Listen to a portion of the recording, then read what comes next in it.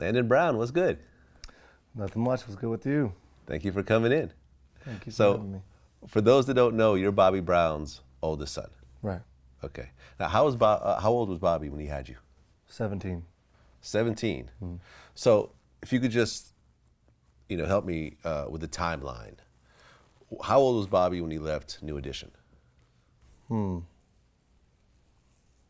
old was my father when he left New Edition? It's a good question. It was Before I around was that born. age. When I was born, he put out his first album. His first solo album. First solo album, yeah. Okay. So maybe a little before I was born. Okay. It's not a big topic in my family. We don't discuss it all the time. No, I got you. and Bobby's first album was a monster. Yeah. That's Don't Be Cruel. Well, his first album was actually King of Stage. Oh, okay. My bad. Right. Don't Be But Cruel was Don't the Be big Cruel one. was the big one. Was the yeah. big one. Okay. Okay. So it was Right. King of Stage. King of Stage and Don't Be Cruel. Okay. Don't Be Cruel. That was the monster. That was like. My Prerogative, Tenderoni, Rock With yeah. You was hit after hit after hit. Yeah. I mean, from what your dad told you, why did he end up leaving New Edition? I mean, over the years, from when I was a kid to now, it's always been a variation of the story, but it wasn't always something that we touched on. I mean, amongst New Edition, they voted him out. Yeah. From my dad's perspective, he knew he could fly on his own. Which he did. Yeah, he did that. Yeah. I mean, you could almost. I mean, could you say that the Don't Be Cruel album surpassed what New Edition did as a group? I wouldn't compare the two. I would say it's apples and oranges. Okay. I would say they had an amazing thing, and then my father, bam, had a whole different amazing thing. Yeah. I mean, comparing a group to a solo artist in the first Well, place. I meant sales, awards. Yeah. Yeah. Well. Yeah, because I mean, I remember when Don't Be Cruel came out. I think I was still in high school at the time. It was like Song of the Year, Record of the Year, This of the Year. It was all over the radio. It was a monster. I mean, from my childhood, Bobby Brown definitely had a bigger impact as a solo artist than New Edition as a group. But that was also based on the kind of music I liked. Bobby had more of an edge to him. He was a little more hip hop. Yeah. I felt He was meant to do his own thing. he was. Yeah. New Edition is amazing as a group, and my father was meant to do his thing. So what was it like growing up in this type of environment? Your dad is a superstar.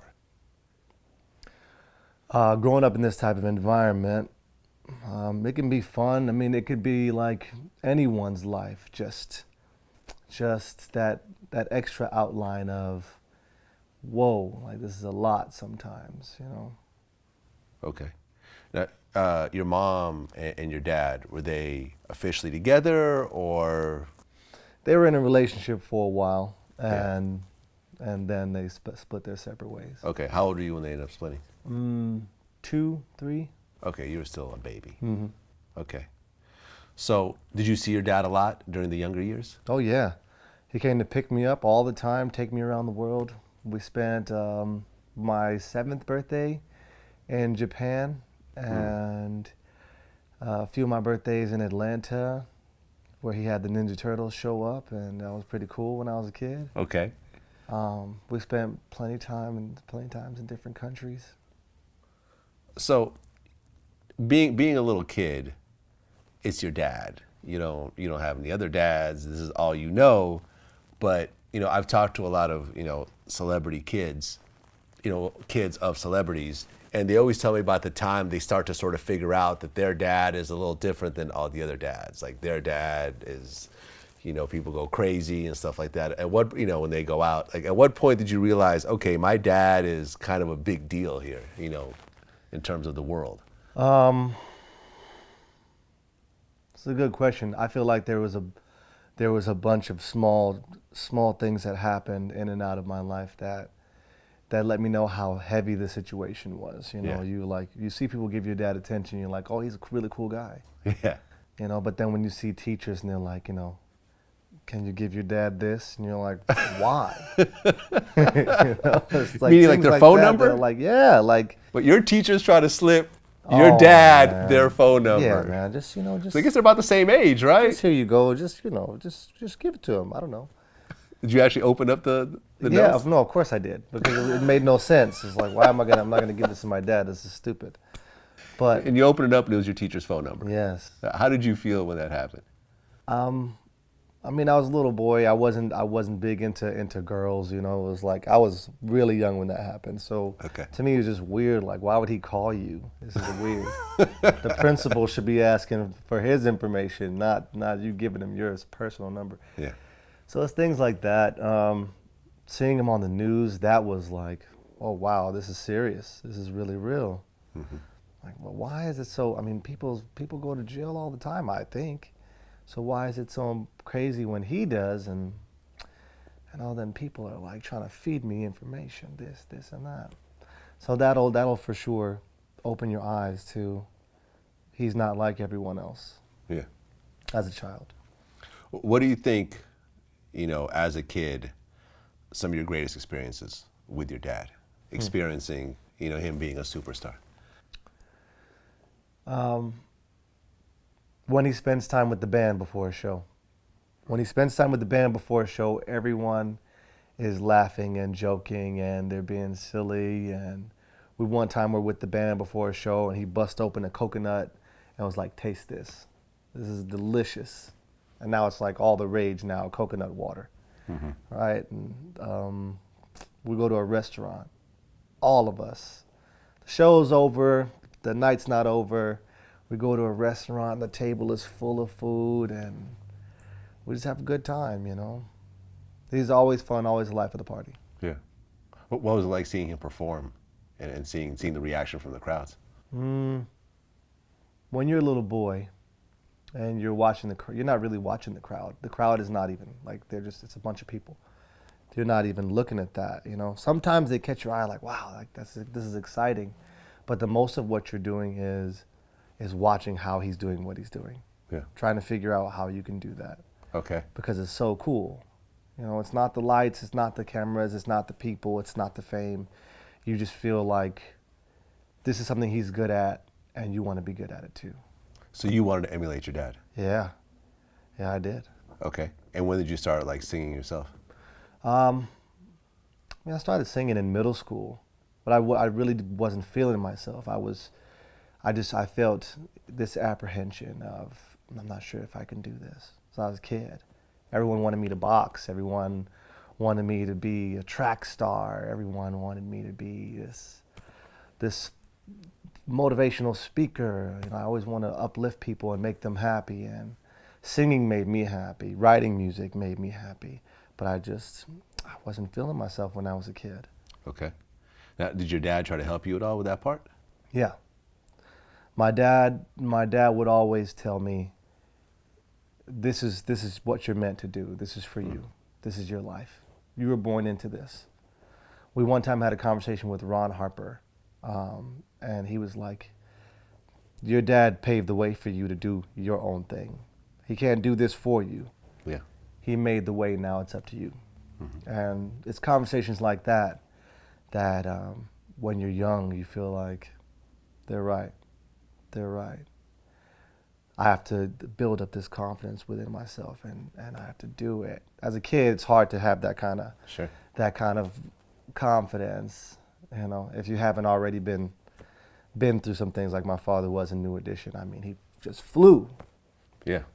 Well, for me, I'm running track and field. Everybody's like, run, Landon. So music. But you grow into it. You get it. You learn it. It's not something to do for everyone. It's something you do because you love to do it. Absolutely. Now, your dad and your mom split up when you were still fairly young. What was their relationship like as you started to get older? They were friends. My mom got it. My dad got it. And I guess they understood that the co-parenting was better than not co-parenting. Right, being at odds.